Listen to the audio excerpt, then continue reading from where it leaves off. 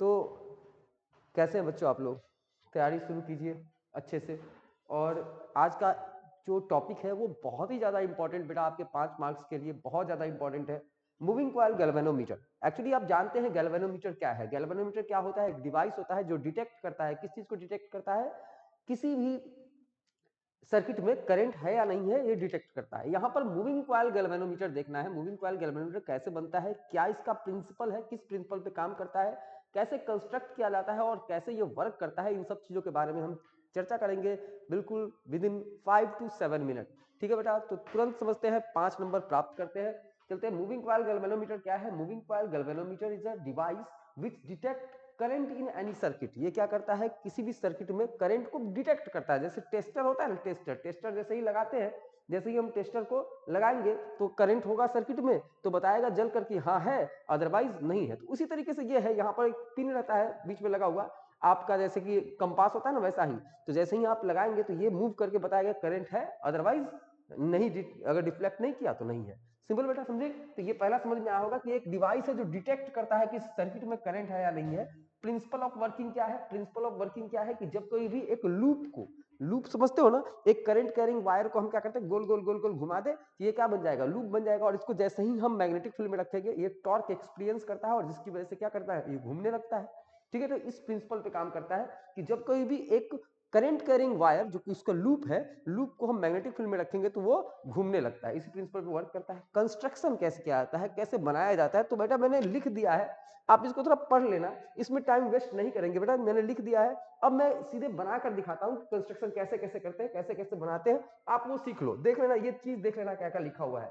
ठीक है बेटा, वही चीज जो बना, जो हम लिखे हैं वही चीज बनाएंगे। ठीक है बेटा, तो देखो यहाँ पर इसके लिए मैंने स्पेस छोड़ रखा है, लिखने वाला काम यहाँ पर है और स्पेस मैं बनाकर आपको सिखाता हूँ कैसे बनाना है।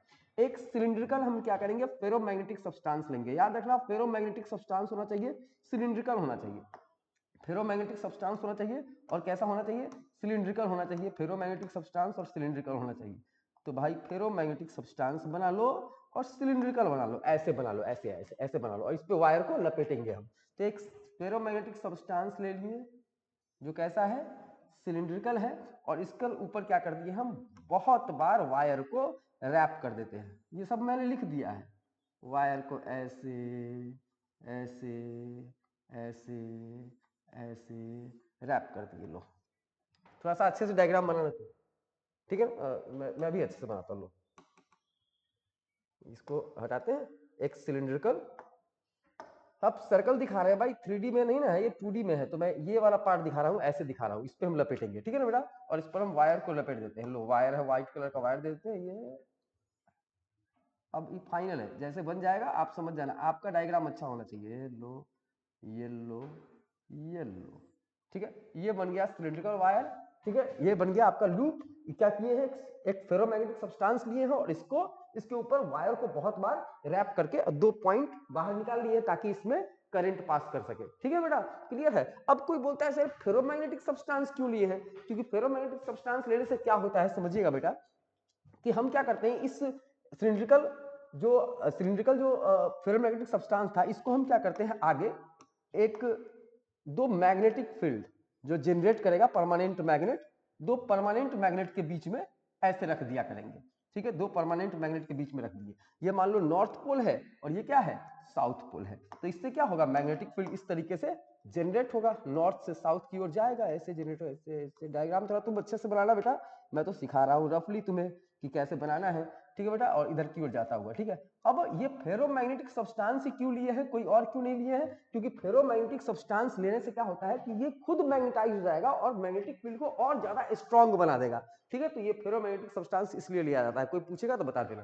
ठीक है बेटा, और ये दो वायर को हमें यहाँ रख करके इसको बाहर निकाल लेते। लो, इसको बाहर निकाल दिए। ठीक है बेटा, अब इसमें क्या करते हैं कि जैसे ही हम जानते हैं किस प्रिंसिपल पे काम करता है, कि जैसे ही इसमें करंट फ्लो करेगा, ये मैग्नेटिक फील्ड के अंदर है, ये घूमेगा, और घूमेगा तो हमको क्या करना है, यहाँ पर हम एक स्केल लगा देते हैं और एक यहाँ से एक क्या किए, पिन ले लिए, नीडल ले लिए, और नीडल को क्या करते हैं, यहाँ पर एक स्केल लगा देते हैं। स्केल का ये पॉइंटर 0 पॉइंट है। अब ये मेजरमेंट नहीं करता है, बस इधर जाएगा तो किसी और डायरेक्शन में करंट है और इधर जाएगा तो उल्टा डायरेक्शन में करंट है। समझे कि नहीं? तो डायरेक्शन बताएगा करंट का कि पहले क्या था और अभी क्या है, इसलिए हमने स्केल लगा दिया। ये 0.0 है, इधर गया तो पहले अगर इधर गया तो कोई और डायरेक्शन, अगली बार मान लो इधर चला गया तो उससे उल्टा डायरेक्शन है करंट का, ये बताएगा। ठीक है बेटा। नंबर ऑफ टर्न मान लिए कि नंबर ऑफ टर्न मान लेते हैं, इसमें कितना नंबर ऑफ टर्न है, n नंबर ऑफ टर्न है, और करंट कितना पास करेंगे बेटा, तो I करंट हम इसमें से पास करेंगे। मैग्नेटिक फील्ड कितना हम दे रहे हैं, तो मैग्नेटिक फील्ड B दे रहे हैं, मैग्नेटिक फील्ड B क्रिएट कर रहे हैं। तो ये सब लिख दो कि ये मैग्नेटिक फील्ड, ये मैग्नेट क्रिएट करेगा, फेरोमैग्नेटिक सब्सटेंस उस मैग्नेटिक फील्ड को और ज्यादा स्ट्रॉन्ग बनाएगा।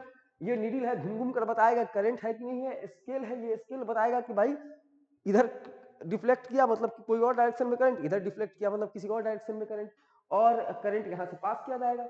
हाँ, बीच में एक काम और करना बेटा बहुत इंपॉर्टेंट है कि सर अगर मान लो ये नीडल इधर चला गया तो इसको वापस भी लाने वाला कोई चाहिए ना, तो इसमें हम लोग क्या करते हैं, एक ऐसे स्प्रिंग लगा दिया करते हैं, सेट लगा दिया करते हैं। अब ये क्या करेगा, जब ये आगे बढ़ेगा तो ये स्प्रिंग क्या करेगा, उतना ही इक्वल टॉर्क लगाकर पीछे लाएगा और फिर इसको इसी पोजीशन पर ले आएगा। ठीक है बेटा। अब आगे मैंने कंस्ट्रक्शन लिख दिया, अब वर्क कैसे करता है, वर्किंग का भी मैंने स्टेटमेंट लिख दिया है कि जैसे ही हम करंट पास करते हैं ये लूप में दौड़ने लगता है, लूप है मैग्नेटिक फील्ड में, इस पर टॉर्क लगेगा, और टॉर्क लगेगा तो क्या होगा बेटा, टॉर्क का फॉर्मूला क्या है, N into I into A into B, actually होता है एम बी साइन थीटा, मतलब M vector cross B vector, M का वैल्यू होता है N into I into A, एक एन क्या है, नंबर ऑफ टर्न है, आई क्या है, करंट जो पास कर रहा है वो है, और ए क्या है, एरिया है, और बी क्या है, मैग्नेटिक फील्ड है। तो टॉर्क कितना क्रिएट किया आपका current, magnetic field, magnetic field torque create किया NIAB। ठीक है, और इतना ही बराबर टॉर्क कौन क्रिएट कर देता है, जब इसको हटाएंगे या फिर इसको ये यहां से यहां चल गया तो इतना ही बराबर टॉर्क कौन क्रिएट कर दिया, ये स्प्रिंग क्रिएट करता है, तो स्प्रिंग इसको वापस पीछे लाता है ना। तो ये देखो इतना ही बराबर है ना, I is the current, A is the area, ये सब लिख चुके हैं, ये देख लेना आप। इतना ही टॉर्क कौन क्रिएट कर देता है, स्प्रिंग क्रिएट कर देता है। तो K इंटू अल्फा, अल्फा क्या है बेटा, अल्फा क्या है कि कितना एंगल से डिफ्लेक्ट किया है, कौन डिफ्लेक्ट किया है, आपका जो नीडल है वो कितना से डिफ्लेक्ट किया है, ये अल्फा शो करेगा। और टाउ क्या है, टॉर्क है, और के क्या है, आपका स्प्रिंग का कांस्टेंट है, जो स्प्रिंग है उसका टॉर्सन कांस्टेंट कह सकते हैं, तो स्प्रिंग का क्या है, ये कांस्टेंट है, के है, और इंटू अल्फा वो कितना डिफ्लेक्ट किया है वो अल्फा है, तो टाउ बराबर के इंटू अल्फा। ठीक है।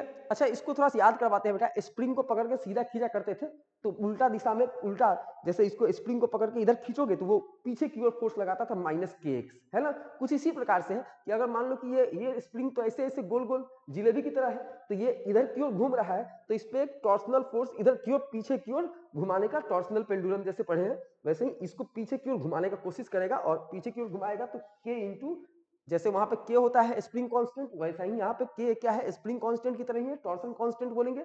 और अल्फा क्या है बेटा, कि वहां पर डिस्प्लेसमेंट हुआ करता था, यहाँ पे क्या है, एंगुलर डिस्प्लेसमेंट, कितना एंगल चेंज किया है, तो के इंटू अल्फा, तो के इंटू अल्फा वाला क्या हो गया, N into I into A into B. ठीक है बेटा, ये आपका हो गया यहाँ तक कंप्लीट। अब हम जानते हैं, ये भी हम जानते हैं कि सर एक बात बताइए कि जितना ज्यादा करंट दीजिएगा उतना ही ज्यादा ना अल्फा मिलेगा, तो बिल्कुल सही बात है कि जो करंट है, वो करंट जो अल्फा है वो डिपेंड करता है करंट पे। तो हम लिख सकते हैं I alpha is directly proportional to I, तो भाई अल्फा जो है वो डायरेक्टली प्रोपोर्शनल है आई के, क्योंकि मैं ऐसे भी लिख सकता था लेकिन तुम कंफ्यूज हो जाओगे, अल्फा अल्फा दोनों अल्फा, ये डायरेक्टली प्रोपोर्शनल टू आई है। अब इसको हटाएंगे तो एक कांस्टेंट लगाएंगे, तो आई बराबर जी इंटू अल्फा कर दिए।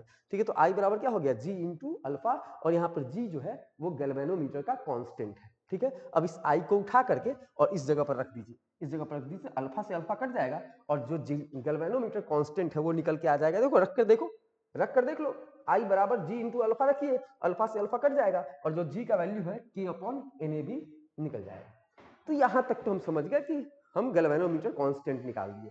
ठीक है बेटा, अब लास्ट पॉइंट, खाली 2 पॉइंट और निकालना होता है, करंट सेंसिटिविटी और वोल्टेज सेंसिटिविटी। करंट सेंसिटिविटी क्या होता है बेटा, ध्यान से देखना, ये जो मेरा आ गया है G बराबर K upon N A B, और मुझे पता है I बराबर जी अल्फा होता है, तो सिंस I बराबर कितना होता है, सिंस I बराबर होता है G इंटू अल्फा, और G एंड G बराबर कितना निकल के आ गया है, तो K upon N A B निकल के आ गया है। अब इसमें से ये G उठाओ और इसमें रखो, तो I बराबर क्या हो गया, K upon N A B into alpha. ठीक है बेटा, अब इसमें अगर मैं इस I को इधर ले आऊं और इसे इधर ले आऊं तो हो जाएगा एन ए बी अपॉन के बराबर अल्फा अपॉन आई। ठीक है, क्या हो जाएगा? Alpha upon I. तो ये अल्फा अपॉन आई जो है, इसका नाम करंट सेंसिटिविटी रखा गया। क्यों करंट सेंसिटिविटी रखा गया? क्योंकि हम आई बराबर K upon N A B alpha था, हमने अल्फा अपॉन आई इसको इधर ले गया और इसे इधर ले गया, तो एक्चुअली में ये क्या बन गया कि एक यूनिट करंट में कितना डिफ्लेक्शन शो करेगा, मतलब कितना एक यूनिट करंट जब हम दे रहे हैं तो कितना ज्यादा डिफ्लेक्शन शो कर रहा है, ये चीज बता रहा है ये रेशियो, इसलिए इसका नाम रखा गया है क्या? Current sensitivity. तो कोई पूछता है करंट सेंसिटिविटी क्या है, तो हम लोग डिफाइन करेंगे, it is the deflection in needle of the galvanometer when one unit current is passed through it, या फिर हम सिंपली कह सकते हैं it is the ratio of deflection upon current passed। Simply ऐसे लिख देना, it is the current sensitivity क्या होता है, हम अगला पॉइंट लिखेंगे, ऐसे टॉपिक डालेंगे, current sensitivity. Current sensitivity, sense करना, करंट को कितना ज्यादा सेंस कर रहा है, ऐसे भी समझ याद कर सकते हो। तो करंट सेंसिटिविटी किसे कहते हैं? तो it is the ratio of deflection in galvanometer upon per unit, या फिर deflection in galvanometer upon current, या फिर हम कह सकते हैं कि it is the deflection per unit current. ठीक है, दूसरा होता है उसी तरीके से वोल्टेज सेंसिटिविटी। वोल्टेज सेंसिटिविटी, तो जैसे एक यूनिट करंट दिए तो कितना डिफ्लेक्शन हुआ, ये अल्फा अपॉन आई बताया, तो वैसे ही वोल्टेज सेंसिटिविटी, सेंसिटिविटी क्या होता है, तो एक यूनिट वोल्टेज देने पर कितना डिफ्लेक्शन हो रहा है, ये क्या हो गया? Voltage sensitivity. या फिर ऐसे भी लिख सकते हो, it is the ratio of alpha and we.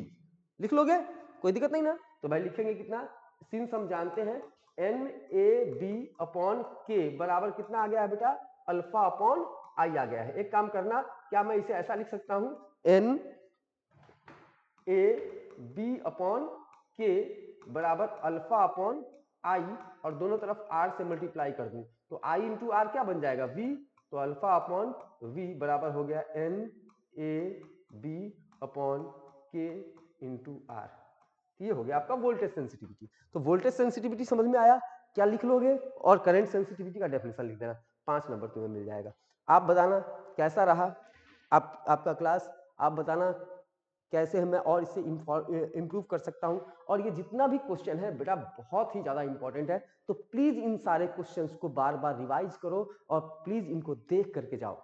ठीक है बेटा, एक बार पढ़ो, दिमाग से पढ़ो और याद कर लो। याद क्या करना है भाई, साइंस फिजिक्स कभी याद नहीं किया जाता है, तो अब इसको समझ गए, अब इसको एक बार खुद से लिख लीजिए, खुद से सोच लीजिए। ठीक है बेटा, थैंक यू।